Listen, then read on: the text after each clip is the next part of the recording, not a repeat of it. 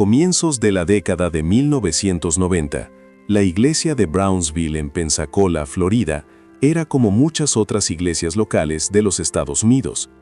Había cultos regulares, miembros fieles, un liderazgo comprometido y una comunidad cristiana estable. Nada indicaba que aquel lugar sencillo se convertiría en uno de los mayores hitos espirituales del cristianismo contemporáneo. Pero, como en todos los grandes avivamientos de la historia, lo que precede al fuego casi nunca es visible a los ojos humanos. El verdadero comienzo no fue un culto impactante, una manifestación sobrenatural, ni la presencia de un predicador carismático. El comienzo fue un profundo sentido de necesidad espiritual. John Kilpatrick, pastor principal de la iglesia, llevaba un peso silencioso en el corazón. Percibía que, aunque había actividad religiosa, algo esencial faltaba: la presencia manifiesta de Dios, transformando vidas de manera real y duradera. Esa inquietud no era solo emocional, sino espiritual. Kilpatrick entendía que los programas no generan avivamiento, la música no sostiene el fuego, y el crecimiento numérico no significa vida espiritual. Había sed, pero también había conciencia de que nada humano podría saciarla. Durante meses, el pastor comenzó a clamar de manera intensa y personal. Sus oraciones no eran por éxito ministerial, reconocimiento ni estructura institucional. Oraba por arrepentimiento. Oraba para que Dios comenzara por el liderazgo. Oraba para que el Espíritu Santo quebrantara corazones endurecidos, incluido suyo propio. Al mismo tiempo, la iglesia vivía un contexto cultural difícil. Estados Unidos atravesaba un periodo de creciente secularización, relativización moral y enfriamiento espiritual dentro de muchas comunidades cristianas. El cristianismo institucional se volvía, en muchos lugares, más una tradición social que una experiencia viva con Dios. Brownsville no estaba aislada de esa realidad. Había cristianos fieles, pero también había cansancio espiritual, pecado oculto, rutinas vacías y una fe que para muchos ya no ardía como antes. Fue en ese escenario que el liderazgo de la iglesia comenzó a buscar algo más profundo. No se trataba de copiar modelos de otros avivamientos, ni de crear un ambiente artificialmente emocional. Había una convicción clara: si Dios venía, Él vendría en sus propios términos. Eso significaba estar dispuestos a perder el control, renunciar a la previsibilidad y permitir que el Espíritu Santo guiara a la iglesia, aun cuando eso resultara incómodo. Poco antes del inicio del avivamiento, Brownsville invitó al evangelista Steve Hill para ministrar en una serie de cultos. No era un predicador desconocido, pero tampoco llevaba una fama nacional. Su marca era la predicación directa, confrontadora y profundamente centrada en el arrepentimiento y en la cruz. No prometía bendiciones fáciles ni mensajes motivacionales. Su énfasis era claro: el pecado separa al hombre de Dios, y solo un arrepentimiento genuino puede restaurar esa comunión. Sin embargo, es importante comprender que la llegada de Steve Hill no fue la causa del avivamiento, sino parte del alineamiento divino. El terreno ya estaba siendo preparado desde hacía mucho tiempo. Oraciones silenciosas, el quebrantamiento del liderazgo y el hambre espiritual de la iglesia crearon un ambiente donde Dios podía actuar soberanamente. Los avivamientos no comienzan cuando alguien famoso sube al púlpito, sino cuando personas comunes se arrodillan en secreto. El culto del Día del Padre, el 18 de junio de 1995, aún no llevaba, a primera vista, la expectativa de algo histórico. No había anuncios especiales ni estrategias de impacto, pero había algo invisible en el ambiente: un cielo atento a una iglesia quebrantada. Cuando John Kilpatrick subió al púlpito aquel día, no hizo un discurso elaborado. Su oración fue simple, honesta y espiritualmente peligrosa. Pidió que Dios viniera, costara lo que costara. Pidió que el Espíritu Santo tuviera libertad total para actuar, incluso si eso exponía pecados, confrontaba estructuras y rompía rutinas. Esa oración marcó el final de una etapa y el comienzo de algo que nadie allí podría controlar.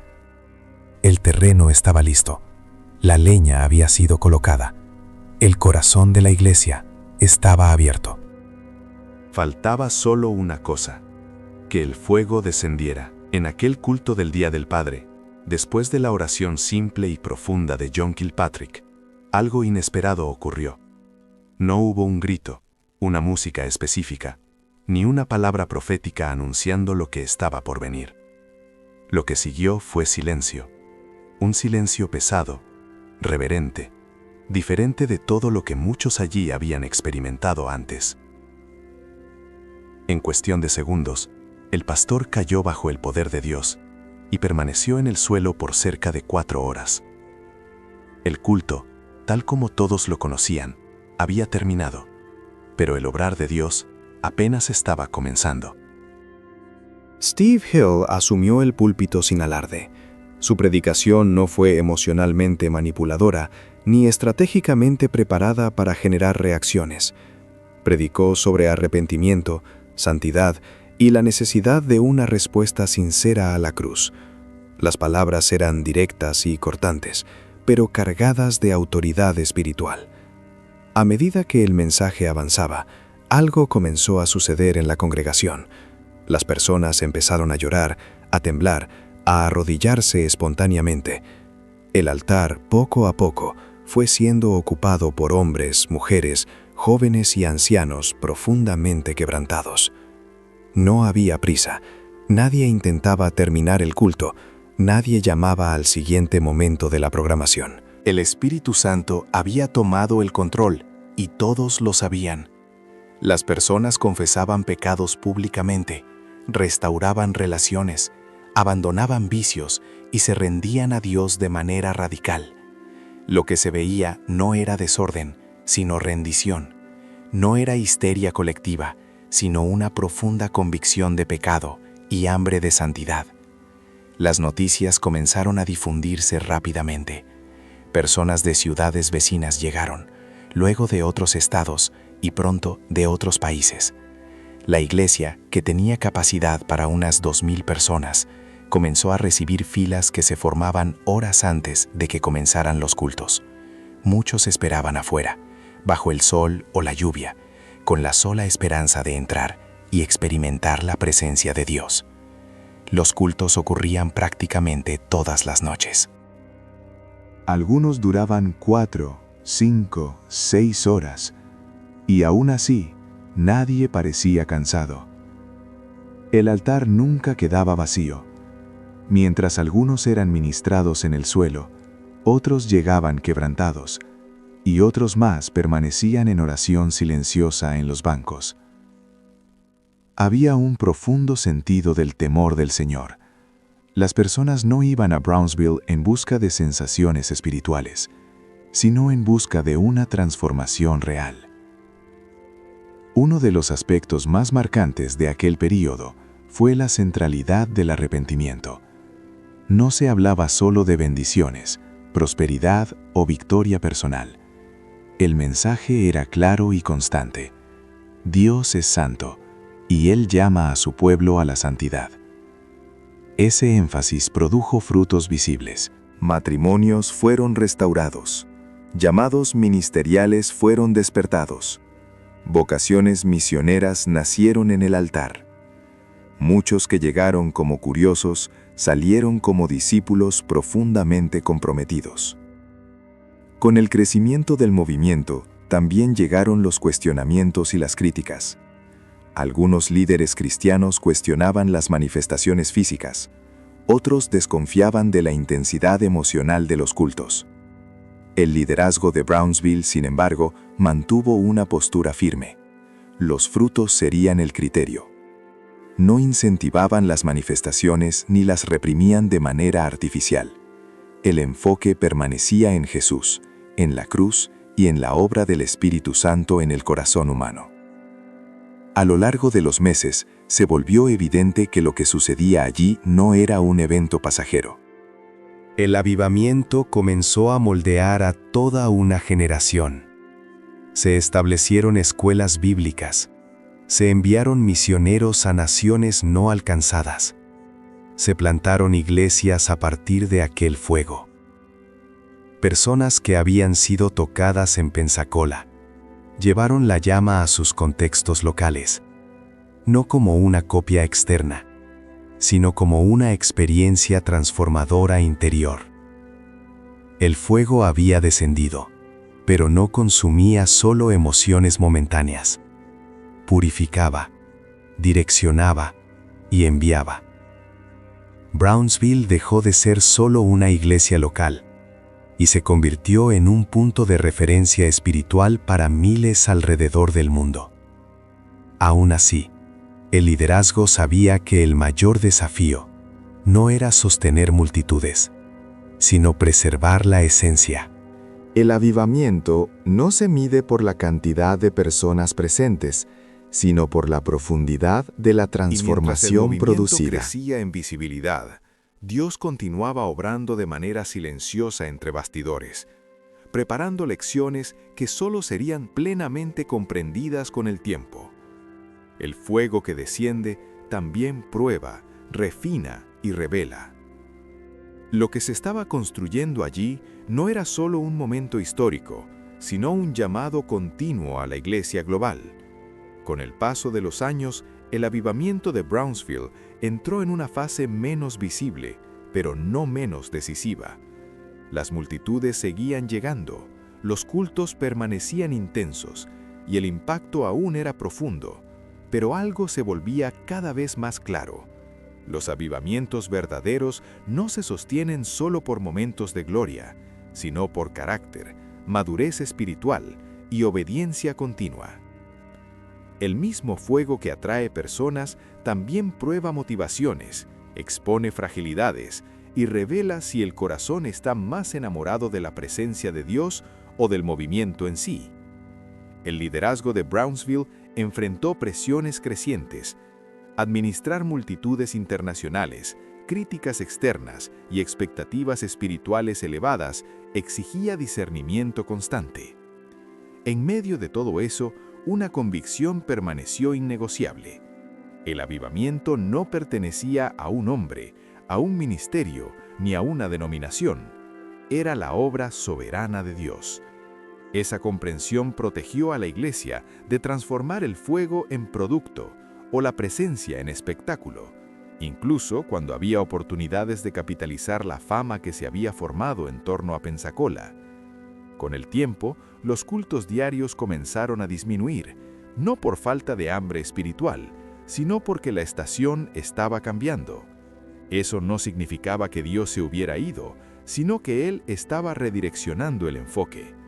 Muchos interpretan el fin de reuniones intensas como el fin de un avivamiento, pero la historia muestra que los mayores frutos frecuentemente aparecen después de que el ruido disminuye. La verdadera prueba de Brownsville no fue cuánto tiempo duraron los cultos, sino qué hicieron las personas con lo que recibieron. Miles de los que pasaron por aquel altar no regresaron a casa de la misma manera. Algunos fueron enviados al campo misionero, otros asumieron liderazgo en iglesias locales, otros simplemente vivieron un cristianismo más profundo, santo y comprometido en sus contextos diarios. El avivamiento no se convirtió en un monumento del pasado, sino en una semilla esparcida por el mundo. Donde hubo obediencia, la llama continuó encendida, aunque invisible a los ojos de los medios. Brownsville también dejó lecciones claras para la iglesia contemporánea. La primera es que el avivamiento no puede ser fabricado. Nace del arrepentimiento genuino, no de estrategias bien ejecutadas. La segunda es que las manifestaciones nunca pueden sustituir la transformación. Lo que sostuvo el fuego durante años no fue la intensidad de los cultos, sino la centralidad de la cruz, de la palabra y de la santidad. Y la tercera es que todo avivamiento conlleva un llamado, no solo experimentar a Dios, sino ser enviados por Él. Tal vez la pregunta más importante al mirar a Pensacola no sea por qué el avivamiento terminó, sino por qué comenzó. Comenzó porque alguien oró con una sinceridad peligrosa, porque una iglesia se dispuso a ser confrontada y porque Dios encontró a un pueblo dispuesto a perder el control. Ese patrón no ha cambiado. Dios no busca escenarios, busca corazones rendidos. No busca movimientos famosos, busca obediencia silenciosa. Brownsville no es un modelo para ser copiado, sino un testimonio para ser discernido. Cada avivamiento es único en su forma, pero todos comparten la misma esencia: hambre de Dios, arrepentimiento profundo y rendición total. Cuando esos elementos están presentes, el Espíritu Santo se mueve, aunque no de la misma manera, en el mismo lugar o con la misma visibilidad. El mayor legado de Pensacola no son los registros históricos, los videos, ni las estadísticas. Es el recuerdo de que Dios aún responde a oraciones sinceras y aún se manifiesta donde hay santidad. El fuego puede no caer de la misma forma, pero el llamado sigue siendo el mismo. La pregunta que resuena hasta hoy no es si Brownsville puede volver a suceder, sino si estamos dispuestos a pagar el mismo precio. Porque al final, el avivamiento nunca fue sobre un lugar, siempre fue sobre personas.